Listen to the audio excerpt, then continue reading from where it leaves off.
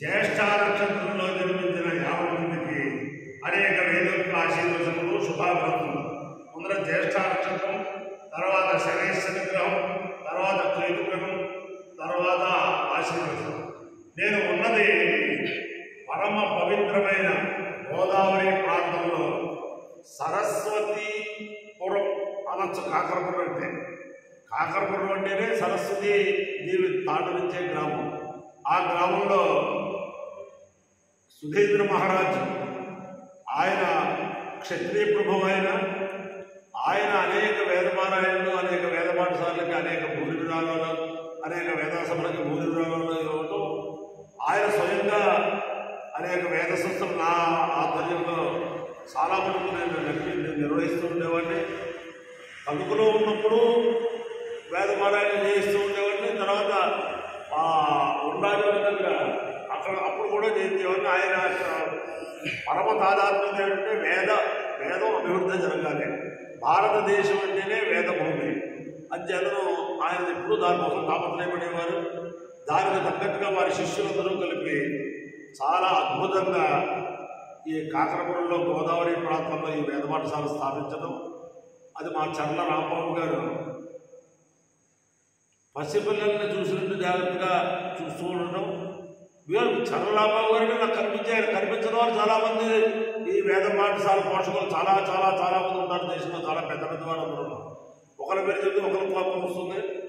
అయితే అందరికీ కూడా ఆ సుధీంద్ర బాబు గారి యొక్క దివ్యానుగ్రహంతో, ఆ వెంకటేశ్వర స్వామి వారికి దివ్యానుగ్రహంతో 50 మంది ప్రజలు సుఖ సంతోషాలతో ఉండాలని ఈ పాఠశాల యొక్క యాజమాన్యం వారు, అలాగే ఈ పాఠశాలకి విరాళాలు ఇచ్చి ఈ పాఠశాల అభివృద్ధికి పాటుపడేవారు అందరూ కూడా సమస్త ఆయురారోగ్య ఐశ్వర్యాలతో ఉండాలని ఆకాంక్షిస్తూ ముందర జ్యేష్ఠానక్షత్రం ఓం ఇంద్రో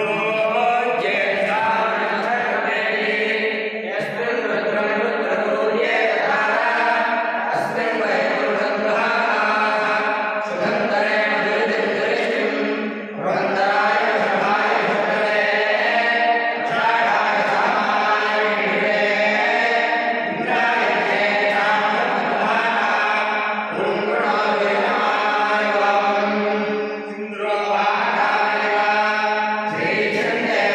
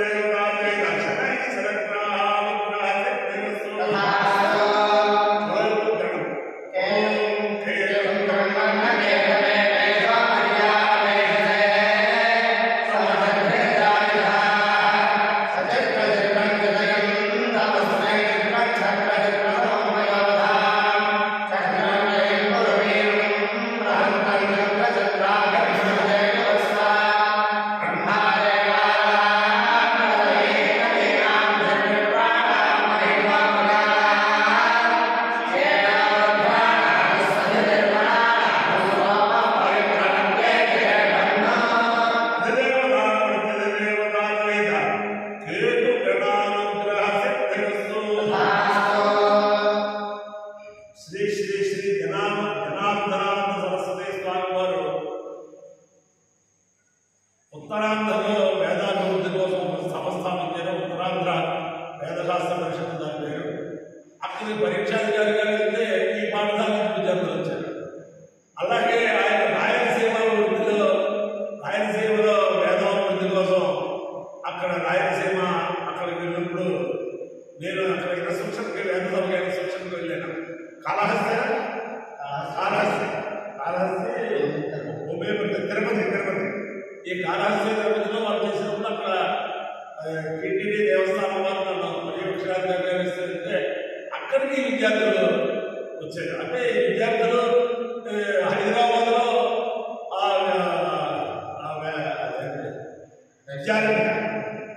విద్యారణ్య వేద విద్యారణ్య పాఠశాల వారు జరిపే పరీక్షలు కూడా వెళ్తున్నాయి.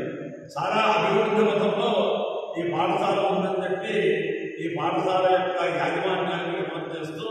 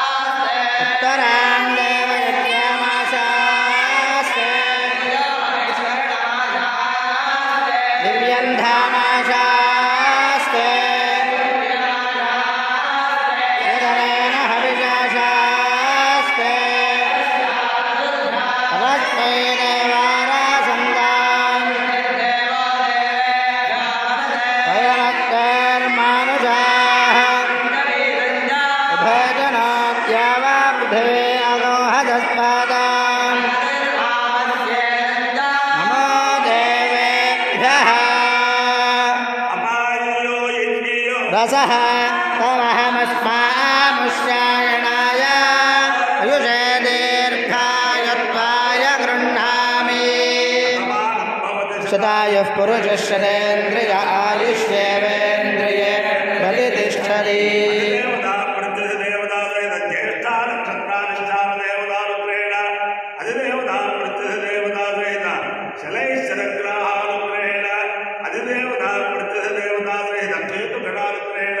शारदा चंद्रमौलीश्वर दिव्यानुग्रहेण लक्ष्मी प्रसन्न वेंकटेश्वर स्वामी दिव्यानुग्रहेण वेद पुरुषानुग्रहेण च सुधीन्द्र महाराज दिव्यानुग्रहेण च समस्त भक्तजनानां सकुटुम्बानां समार्थवानां सपरिवाराणां क्षेम स्थैर्य धैर्य वीर्य विद्याभयायैश्वर्याभिवृद्धिरस्तु तथास्तु तथास्तु तथास्तु तथास्तु तथास्तु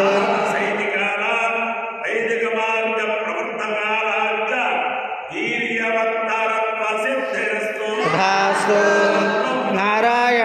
कृष्णं माधवं मधुसूदनं हरिं नरहरिं रामं गोविन्दं दधिवामनं विष्णुं नारायणं कृष्णं माधवं मधुसूदनं हरिं नरहरिं रामं गोविन्दं दधिवामनं विष्णुं नारायणं कृष्णं माधवं मधुसूदनं हरिं नरहरिं रामं गोविन्दं दधिवामनं नारायण महादेव शिवराम गोविन्द नारायण महादेव शिवराम गोविन्द नारायण महादेव తిరుమల తిరుపతి దేవస్థాన వేదపారాయణ పథకంలో భాగంగా ప్రతి నెల కూడా 3 రోజులు అనేక స్థలాల్లో వేదపారాయణ చేస్తూ ఉంటారు వేద పురుషులందరూ. ఒక మాసం ఈ పాఠశాలలో చాలా చక్కగా వేద పురుషులకి ఆతిథ్యం ఇచ్చి అలాగే ఊర్లో ఉండే వేదాభిమానులందరినీ కూడా సమీకరణ చేసుకుని ఈ పాఠశాల యాజమాన్యం వారు చాలా అద్భుతంగా ఆ వేద పారాయణకి ఆతిథ్యం ఇచ్చి వారు తరిస్తూ ప్రజలందరినీ కూడా తరింపజేశారు.